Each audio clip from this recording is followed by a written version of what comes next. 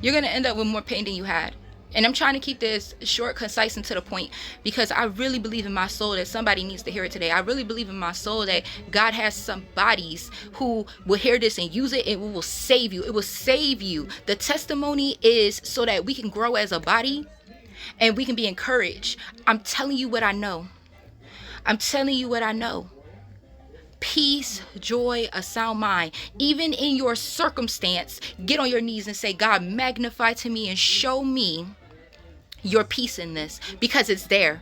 I'm telling you, Satan's trying to make your parents seem so bad. Satan's trying to make your siblings seem so horrible. Satan's trying to make your home seem so unfit. Satan's trying to make you feel so insufficient as the love that God pours through you to yourself as not enough, as though you need to go get other people. No, no, no, no, no, no, no. God said, before ever you were in the womb, I knew you. God is enough. And that's his grace being sufficient.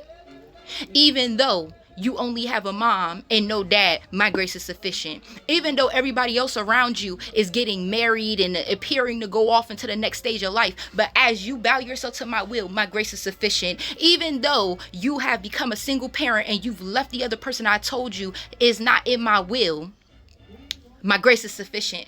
Even though everybody else is drinking and smoking and partying and they're going to the mall and it just seems like they're having such a good time, because you're going to stay in the house and you're going to serve me, my grace is sufficient. Even though everybody else is getting their driver licenses and everybody else is doing da-da-da-da-da, but you're serving me, my grace is sufficient.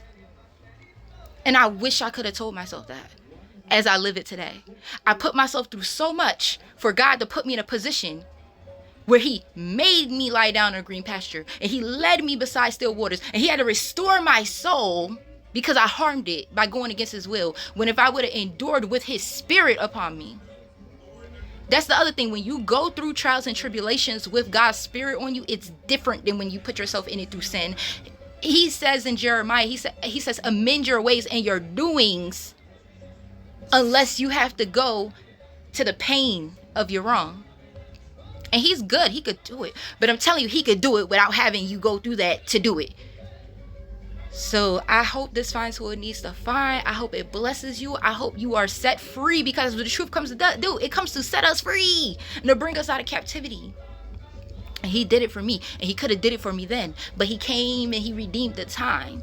But I'm telling you, he could do it for you right now, and you don't even have to go further into whatever you're going into, and you don't even have to go through it as a young servant in Christ, a teen, whatever. What do you believe the word? Do you believe what God said? Activate it. And yeah, it's going to feel bad to your flesh. Your flesh is against God.